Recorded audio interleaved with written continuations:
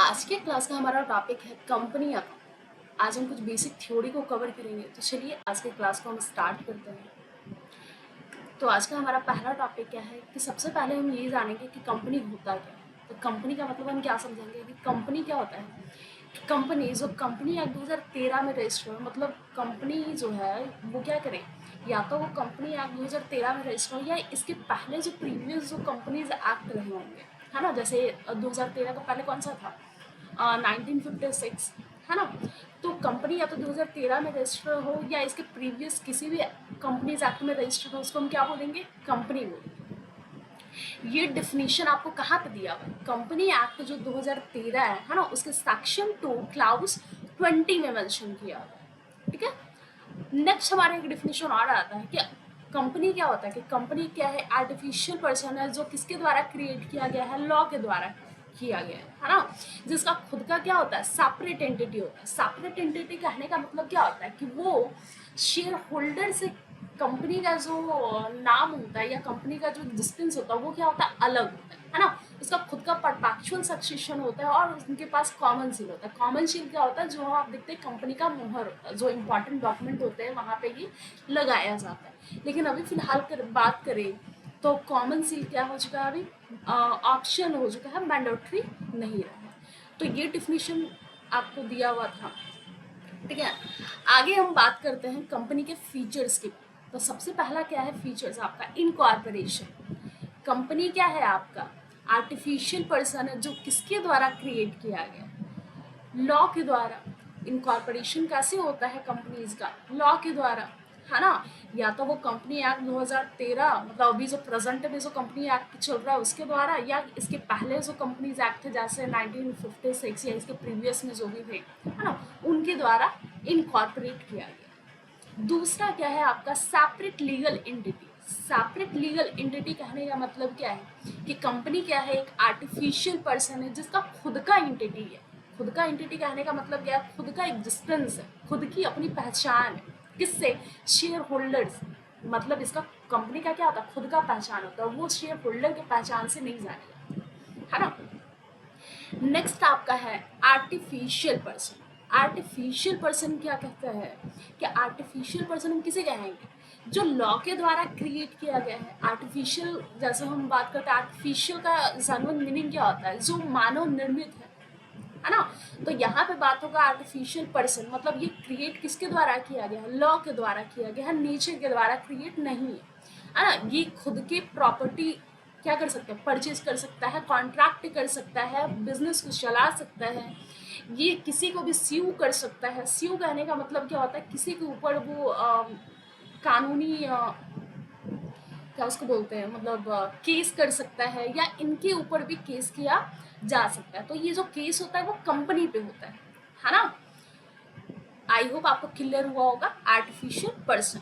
आगे आपका है परपेचुअल एग्जिस्टेंस। परपेचुअल एग्जिस्टेंस कहने का मतलब क्या होता है कि कंपनी का खुद का एग्जिस्टेंस होता है, मतलब कंपनी के जो शेयर होल्डर है ना, उसके आने जाने से, है ना, उससे कोई फर्क नहीं पड़ता है। उनका डेथ हो जाए, वो बैंकरप्ट हो जाए, है ना, वो पागल हो जाए, तो उन सब केस में नॉर्मली कंपनी को कोई फर्क नहीं होगा। कंपनी जिस तरह से चल रहा है वैसे ही चलता रहेगा। इसको हम बोलते हैं परपेचुअल एग्जिस्टेंस। मतलब कंपनी क्या करेगा, कंटिन्यूसली चलता रहेगा, उनके किसी के भी आने या जाने से कोई भी फर्क नहीं पड़ता है। बात करें कुछ कंपनी का एग्जाम्पल अगर हम लेना चाहें तो ले सकते हैं, क्या रिलायंस कंपनी है, उनको कौन इनकॉर्पोरेट किया, है ना। तो धीरू भाई अंबानी थे वो किए, लेकिन क्या उनके जाने से क्या ये कंपनी बंद हो गया, नहीं। वो गए, उनके बिहाफ में कोई अदर पर्सन आए हैं जो नॉर्मल उनको चला रहे, है ना।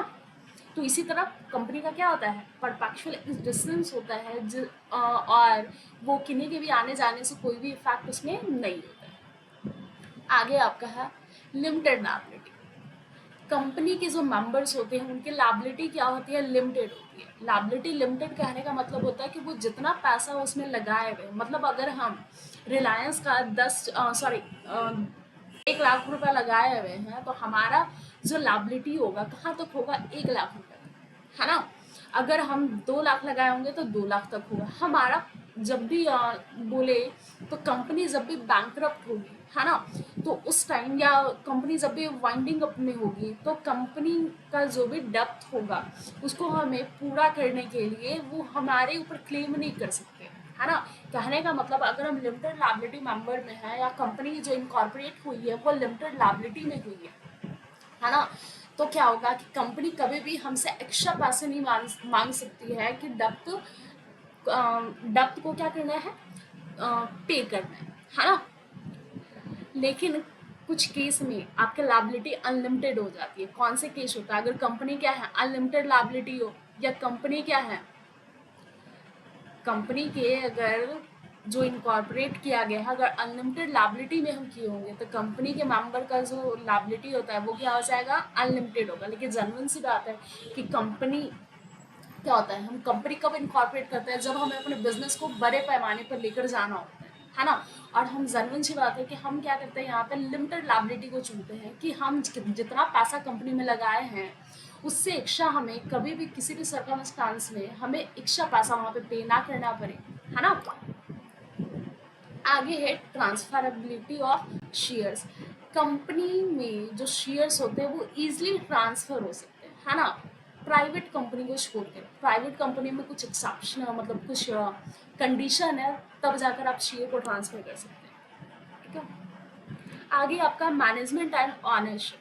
कंपनी के मैनेजमेंट और ऑनरशिप क्या होते हैं, अलग होते हैं। एक भी हो सकते हैं, अलग भी हो सकते हैं, है ना। सपोज रिलायंस में बहुत सारे शेयर होल्डर होंगे, क्या सभी शेयर होल्डर कंपनी के डे टू डे बिजनेस में वर्क कर रहे हैं, तो बात है नहीं। हम अगर कुछ शेयर्स लिए हुए थे क्या हम उसमें ऑपरेट कर रहे हैं, मतलब उसके मैनेजमेंट में हिस्सा ले रहे हैं, नहीं वहाँ पे, है ना। तो हम लोग क्या करते हैं कि बहुत सारे जहाँ पे पर्सन होते हैं मतलब शेयर होल्डर बहुत सारे हैं, तो वो क्या करेंगे अपने रिप्रेजेंटेटिव को वहाँ पे चुनेंगे और उसको एज अ डायरेक्टर वहाँ पे अपॉइंट करेंगे। जो डायरेक्टर होते हैं वो क्या करते हैं कंपनी के डे टू डे बिजनेस को ऑपरेट करते हैं, है ना।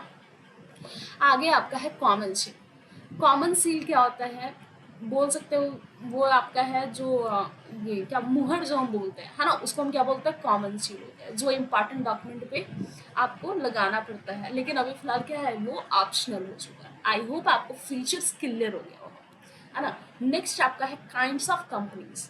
अभी तो हम बात कर रहे थे कि कंपनीज होती है, कंपनी के फीचर्स क्या है, अब बात करेंगे हम कंपनी कितने प्रकार की होती है। तो जनरल सी बात है कंपनी कितने प्रकार की, अभी हम पढ़ रहे हैं 3 टाइप्स। 1% कंपनी, प्राइवेट कंपनी और पब्लिक कंपनी। 1% कंपनी क्या होता है, जिसमें एक मेंबर हो, एक शेयर होल्डर हो, है ना, उसको हम क्या बोलते हैं 1% कंपनी। और ओपीसी की बात करें, है ना, ये 2013 का जो कंपनीज एक्ट है उसने ये इंट्रोड्यूस किया गया। 1956 में देखेंगे वहाँ पे 1% कंपनी का जो ऑप्शन है वो अवेलेबल नहीं था, है ना। अब कंपनी के हम लोग 3 तरीके से इनकॉर्पोरेट कर सकते हैं, है ना। तो 1% कंपनी को सेक्शन 2 क्लाउज 62 में, है ना, कंपनी एक्ट 2013 के जो सेक्शन 2 है क्लाउज 62 है उसमें डिफाइन किया गया। 1% कंपनी मीन्स क्या होता है, कंपनी जिसके पास क्या होता है ओनली 1% क्या होते हैं मेंबर होते हैं, है ना। वो नेचुरल मतलब ओबीसी कौन स्टार्ट कर सकते हैं, नेचुरल पर्सन होना चाहिए, है ना, और वो क्या होना चाहिए इंडियन सिटीजन होना चाहिए, ठीक है, वो कर सकते हैं। प्लस उनको एक क्या होता है नॉमिनी वहाँ पे नॉमिनी रजिस्टर करना पड़ता है, ठीक है, कि यदि उनके होता है इनको कुछ होता है तो उनके बिहाफ में कौन इस चीज़ को ऑपरेट करेंगे। फिर दूसरा क्या होता है आपका 1% कंपनी जो होगा ना उसके लास्ट में क्या करना होगा, आपको ओपीसी लिखना होगा, ठीक है।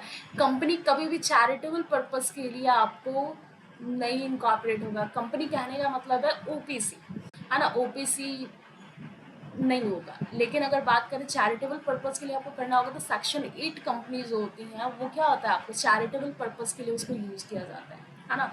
यदि आपको चैरिटेबल पर्पस के लिए इनकॉर्पोरेट करना है लेकिन आपको ट्रस्ट या सोसाइटी में नहीं करना है तो आप कहाँ से कर सकते हैं, आप सेक्शन 8 कंपनी को यहाँ पे कर सकते हैं।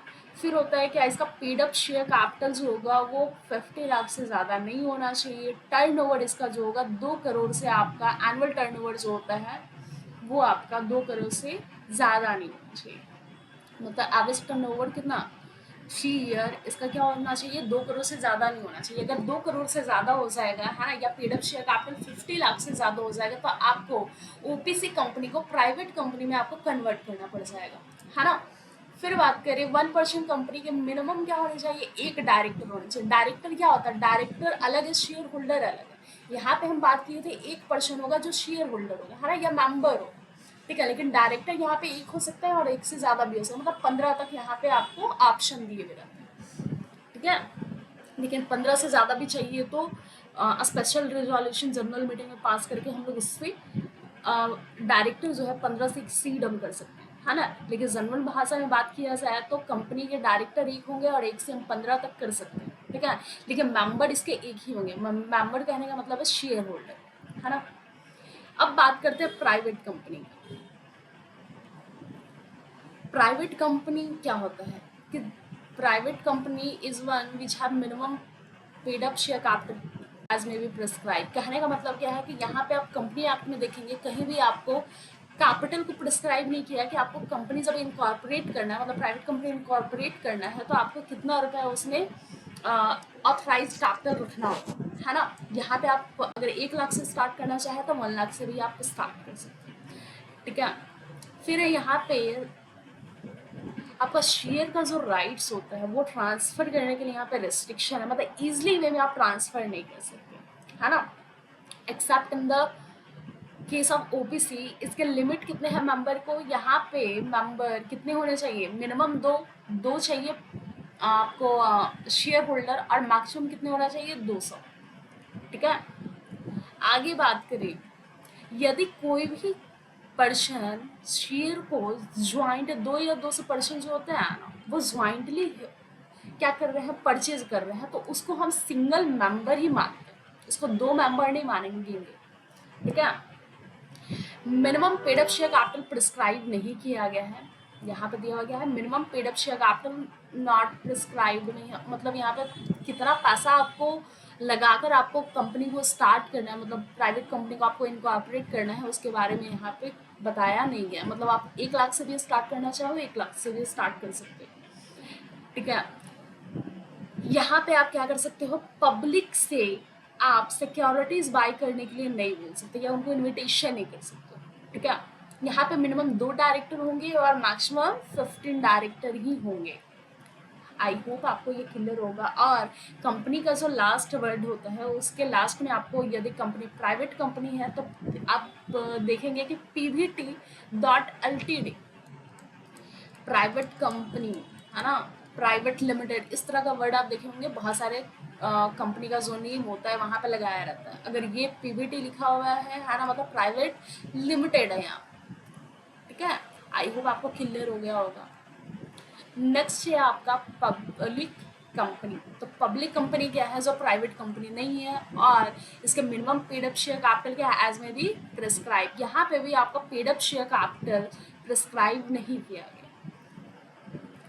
यदि कोई प्राइवेट कंपनी है ना, और वो क्या है आपके पब्लिक कंपनी के सब्सिडरी कंपनी, है ना, तो वो भी जो प्राइवेट कंपनी है वो भी क्या मानी जाएगी, पब्लिक कंपनी मानी जाएगी। ये आपको सेक्शन 2 क्लाउज 71 में आपको डिफाइन किया हुआ है, कौन से में, कंपनीज एक्ट 2013 में। आगे बात करें, पब्लिक कंपनी में मिनिमम 7 मेंबर चाहिए, मतलब जो शेयर होल्डर चाहिए ना कंपनी को स्टार्ट करने के लिए, वो मिनिमम कितने होना चाहिए, मतलब कम से कम 7 शेयर होल्डर या 7 मेंबर होने चाहिए, ठीक है।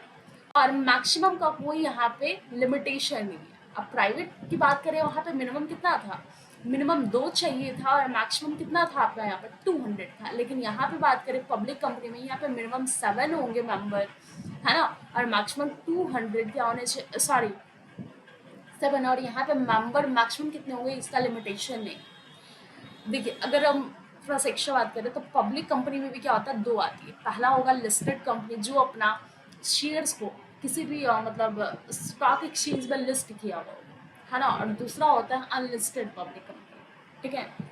बट आपके सिलेबस में फिलहाल नहीं दिया हुआ है ना। फिर हम बात करें यहाँ पे ये तो बात हुआ मेंबर का। मेंबर नॉर्मली 7 होने चाहिए और मैक्सिमम 200, सॉरी मतलब रिस्ट्रिक्शन नहीं दिया हुआ है ना कि मैक्सिमम कितने होंगे, मतलब मिनिमम 7 चाहिए और मैक्सिमम जो भी आपको रखना हो। लेकिन डायरेक्टर की बात करें मतलब जो कंपनी के डे टू डे ऑपरेशन को देखेंगे वो मिनिमम 3 होने चाहिए और मैक्सिमम 15 होने चाहिए, है ना। मतलब मिनिमम 3 डायरेक्टर होने चाहिए और मैक्सिमम 15 डायरेक्टर होने चाहिए। अगर हम पब्लिक कंपनी की बात सॉरी प्राइवेट कंपनी की बात करें, वहां पे मिनिमम कितने होने चाहिए, तो 2 और मैक्सिमम 15। ठीक है। ओपीसी की बात करेंगे तो मिनिमम कितनी होनी चाहिए था, 1 और मैक्सिमम 15। आई होप आपको क्लियर होगा। और कंपनी के जो नाम होगा उसके लास्ट में हमको क्या लिखना होगा, लिमिटेड, मतलब एलटीडी। आप देखे होंगे बहुत सारे कंपनी के जो नाम है उसके एंड में पीबीटी ना लिखकर, है ना, मतलब आपको ये ना लिखकर आपको क्या लास्टली दिखेगा, सिर्फ एलटीडी दिख रहा हो। हाँ, तो मतलब अगर पीबीटी डॉट एलटीडी है तो हम क्या बोलेंगे, वो प्राइवेट कंपनी, और सिर्फ एलटीडी है तो हम बोलेंगे वो क्या है, पब्लिक कंपनी। आई होप आपको ये क्लियर हो गया होगा।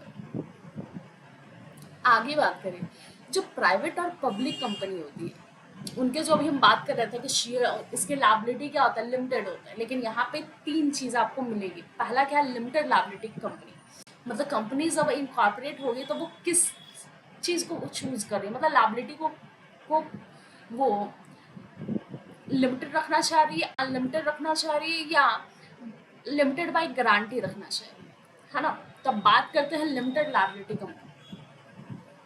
लिमिटेड लायबिलिटी जो होता है ना, मतलब हम जितना पैसा कंपनी में लगाए हैं हमारा लायबिलिटी क्या है, उतना ही तक है। मतलब सपोज 10 रुपया ईच शेयर है ना, तो हम क्या किए, अगर 8 रुपया पे किए हुए, 2 रुपया पे नहीं किए हुए, है ना, मतलब ये पेड अप है, ठीक है, ये पेड नहीं किया हुआ, अनपेड। ठीक है, तो हमारा क्या, 2 रुपया बचा हुआ है ना, तो हमारा सिर्फ लिमिटेशन कहाँ तक होगा, 2 रुपया तक ही होगा। मतलब 8 रुपया पे कर दिए, 2 रुपया बचा हुआ है, वो पे कर देंगे तो हमारा लायबिलिटी क्या हो जाएगा, खत्म हो जाएगा। और हमारा लायबिलिटी रहेगा भी तो कहाँ तक, 10 रुपया तक रहेगा। इससे ज्यादा हम पे नहीं करेंगे, है ना। वही बात करें अनलिमिटेड लायबिलिटी कंपनी में, तो कंपनी के जो मेंबर होते हैं उनकी लायबिलिटी क्या हो जाती है, अनलिमिटेड, है ना। मतलब जब कंपनी वाइंड अप में होंगी तो कंपनी क्या होगा, कंपनी का जो डेप्थ होगा वो प्राइवेट जो प्रॉपर्टी है ना मेंबर की, उससे पे कर दिया जाएगा। ये होता है आपका अनलिमिटेड लायबिलिटी कंपनी। आगे बात करें company limited by guarantee. Limited by guarantee क्या होगा, गारंटी से आपको समझ में आ रहा होगा, मतलब हम जितना गारंटी दिए, मतलब जब कंपनी क्या होगी, बाइंड अप में होगी, है ना, तो हम जितने का गारंटी दिए थे उतना हमको क्या करना होगा, पे करना होगा। ये होता है आपका कंपनी लिमिटेड बाय गारंटी। ठीक है, आई होप आपको क्लियर किया गया होगा।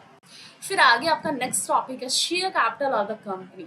शेयर कैपिटल होता क्या है, तो share capital represent the fund raise by the company through the issue of share. Company देखो, कंपनी क्या करती है, फंड जो रेज करती है वो 2 तरीके से करेगी। कंपनी के पास फंड आएगा, या तो वो शेयर्स इशू कर दे, या तो क्या करे, वो लोन ले ले, लोन या डेब्ट जो हो गया, है ना। ये 2 तरीके से ही आएगी। शेयर्स में आपका इक्विटी शेयर और क्या होगा, प्रेफरेंस शेयर होगा। लोन में होगा या तो डिवेंचर वो इशू कर रहा है, या किसी बैंक से वो लोन ले रहा है, ये सब हो गया आपका डेप्थ में या लोन में। ठीक है, तो कंपनी क्या करती है, 2 तरीके से फंड को रेज करती है। आई होप आपको क्लियर होगा, है ना। लेकिन कंपनी का लॉन्ग टर्म सोर्स क्या, फाइनेंस का शेयर्स है ना। मतलब शेयर्स में क्या होता है कि शेयर्स अगर इशू किए, है ना, तो हमें इंटरेस्ट तो पे करना नहीं होता है ना। और अब वही बात करिए अगर हम इक्विटी शेयर का, तो इक्विटी शेयर क्या होता है, इक्विटी शेयर क्या होते हैं, वो बोल सकते हैं एज अ ऑनर उसको हम रिप्रेजेंट करते हैं, है ना। प्रेफरेंस शेयर होगा, वो क्या होगा, आपको 20 ईयर्स के लिए आपको इशू करते हैं, उसके बाद उसको हमको क्या करना होता है, रिडीम कर देना होता है ना। या तो हम इसको कन्वर्ट कर दें इक्विटी शेयर में, या तो इसको हम रिडीम कर देंगे। ठीक है, शेयर कैपिटल क्या होता है ना, अगर कंपनी बन रही है, हम वहां पे बोले कि कंपनी क्या कर रही है, कंपनी का जो कैपिटल है कितना होना चाहिए, 5 लाख रुपया लगा के हम कंपनी को क्या कर रहे हैं, इनकॉर्पोरेट कर रहे हैं। ये जो 5,000 रुपया है, तो हम बात करते हैं एक शेयर का दाम कितना होगा। तो अगर हम बोलेंगे एक शेयर का दाम हम कितना रख रहे हैं, 10 रुपया रख रहे हैं, तो मतलब हमारे पास टोटल कितने हैं, 50,000 शेयर्स हो गए, है ना। मतलब हम 50,000 शेयर्स है जिसका दाम क्या होता है, 10 रुपीज। तो यहाँ पे बात करें ना कि कंपनी जो रेज करेगी फंड, मतलब वो इक्विटी या शेयर से कितने में करेगी, 50,000 शेयर से वो क्या कर सकती है, इशू कर सकती है। उससे ज्यादा वो इशू नहीं कर सकती, या तो 50,000 करे या उससे कम करे, लेकिन 50,000 से अब में वो इशू नहीं कर सकती, है ना।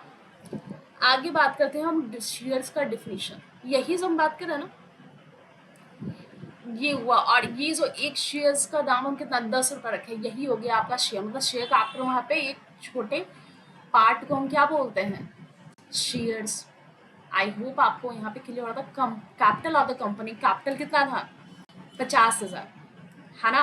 कैपिटल कितना था आपका, सॉरी 5 लाख था, है ना।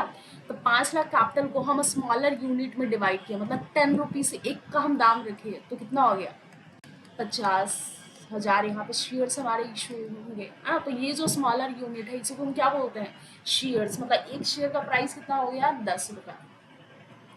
आगे बात करते हैं हम लोग शेयर्स कितने तरीके के होते हैं। तो सबसे पहला हम बात करें, सेक्शन 43 में आपको शेयर्स कितने प्रकार के होते हैं उसको डिफाइन किया, है ना।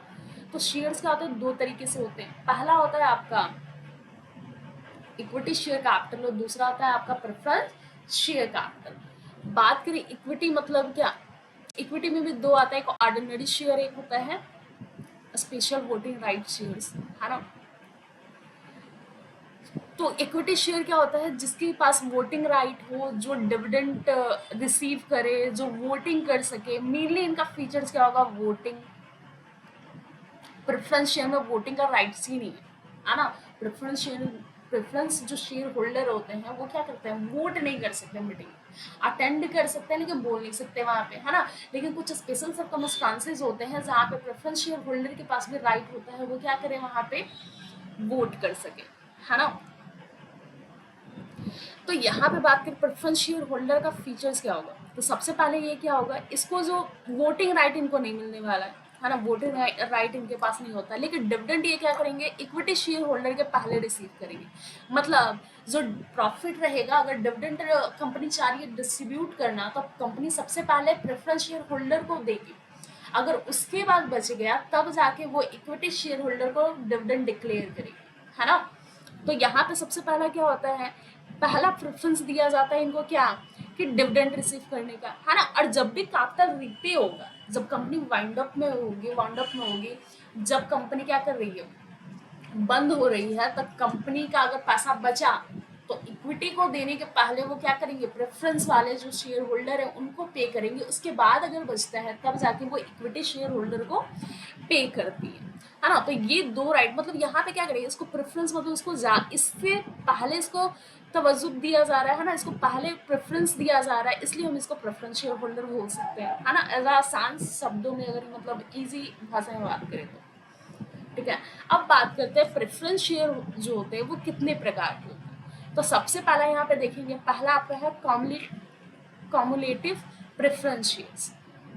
ये क्या होता है कि इफ कंपनी कैन नॉट पे डिविडेंड इन 1 ईयर, मतलब यदि कंपनी क्या कर रही है, डिविडेंड पे नहीं कर रही है 1 ईयर का, हाँ, तो अनपेड जो डिविडेंड है वो कैरी फॉरवर्ड हो जाएगा और उसको क्या ये कैरी फॉरवर्ड कर दिया जाएगा। और जब प्रॉफिट मतलब जब कंपनी डिस्ट्रीब्यूट करना चाहेगी तो ये अमाउंट भी क्या हो जाएगा, उसके साथ अटैच हो जाएगा और वो क्या करना होगा, उनको पे करना होगा, ठीक है। सपोज यहाँ पे एग्जांपल है, 2024 में आपका डिविडेंड पे नहीं हुआ, 25 में नहीं हुआ और 26 में पे हो रहा है ना। तो फर्स्ट पे क्या होगा, 24, 25, 26 को ऐड करेंगे और क्या करेंगे, हम यहाँ पे प्रेफरेंस शेयर होल्डर को डिविडेंड पे करेंगे। यहाँ पे क्या होता है ना, इक्विटी शेयर होल्डर को नहीं बताया जाता है ना कि उसको कितने रेट से दिया जाएगा, है ना। जनरली प्रेफरेंस शेयर होल्डर को आप देखे होंगे, आप अगर न्यूमेरिकल क्वेश्चन को सॉल्व किए होंगे तो वहाँ पे 5%, ये परसेंट क्या है, परसेंट आपको डिफाइन करता है कि जो डिविडेंड पे होगा वो कौन से रेट से होगा,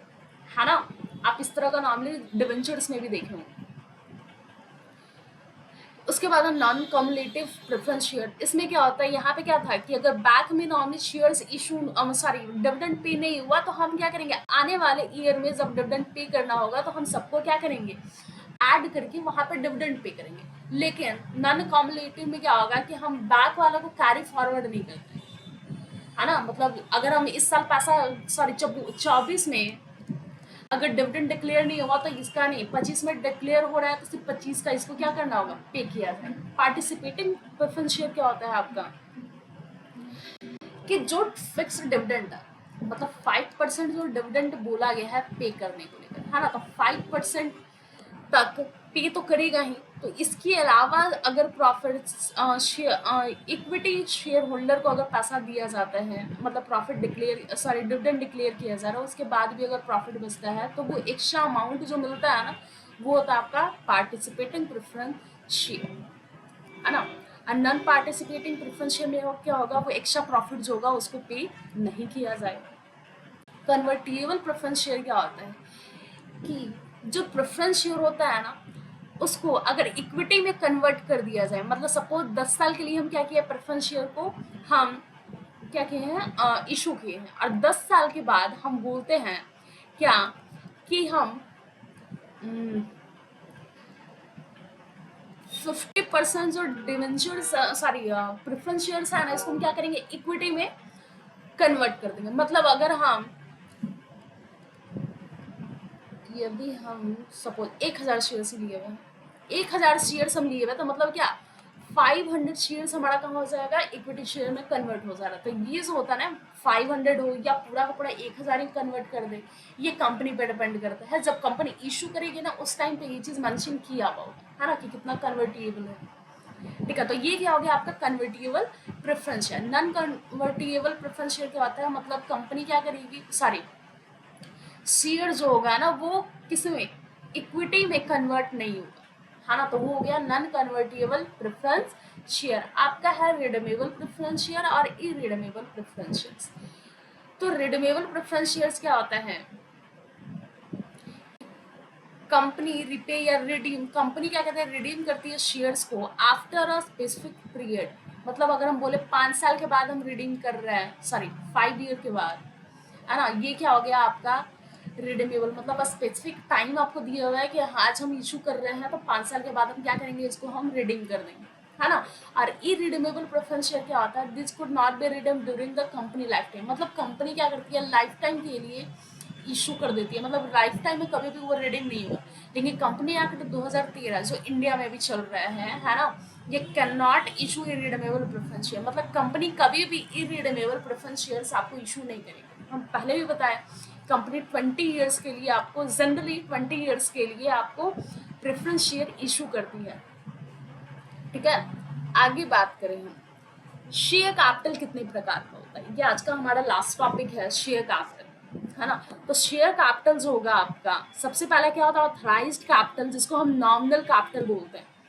हम बात कर रहे थे कि कंपनी अगर 10 लाख रुपए लगाकर अगर हम कंपनी को इनकॉर्पोरेट किया जा रहा है, तो ये 10 लाख रुपए क्या हुआ आपका, 10 लाख ऑथराइज्ड कैपिटल होगा या नॉमिनल कैपिटल होगा। और कंपनी कभी भी इससे ज्यादा इशू नहीं कर सकती है शेयर्स को। अगर सपोज एक का दाम 10 है, तो 10 लाख रुपए है, तो एक चला गया, तो मतलब 1 लाख शेयर्स है ना, मतलब कंपनी हमेशा इशू करेगी 1 लाख शेयर्स तक इशू कर सकती है, या इससे कम कर सकती है। मतलब 1 लाख से ज्यादा कंपनी इशू शेयर्स नहीं करती है ना। तो यहाँ पे देखिए क्या लिखा हुआ है, maximum amount of the capital that a company is authorized to raise by issuing share at the state in the memorandum of association.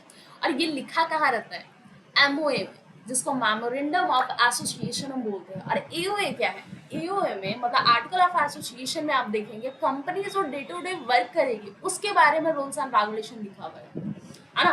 Company कभी भी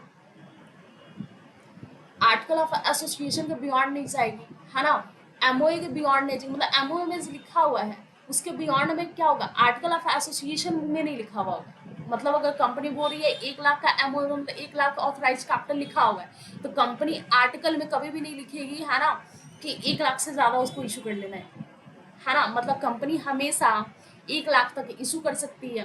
तो अब जो आर्टिकल ऑफ एसोसिएशन है वो मेमोरेंडम ऑफ एसोसिएशन का बियॉन्ड नहीं जाएगा, है ना। और मेमोरेंडम ऑफ एसोसिएशन जो है वो कंपनी लॉ के बियॉन्ड नहीं जाएगा, है ना। मतलब सबसे बड़ा आपका क्या है, आर्टिकल सॉरी कंपनीज एक्ट है, ठीक है, जिसके अंडर सारे कंपनियां क्या करती है, वर्क करती हैं, है ना। मतलब जो रूल्स है वो रूल्स फॉलो करना पड़ता है। फिर मेमोरेंडम ऑफ एसोसिएशन, मतलब कंपनी का खुद का लिखा हुआ है है ना, कि कंपनी को क्या करना है, क्या नहीं करना है, कितना रेज करना है कैपिटल, क्या ऑब्जेक्टिव है, ये सारा क्या होता है मेमोरेंडम में आपको लिखा हुआ रहेगा, है ना। यदि आप क्लास 11th का बीएसटी किए होंगे उसमें आपको क्लियर किया हुआ होगा, है ना।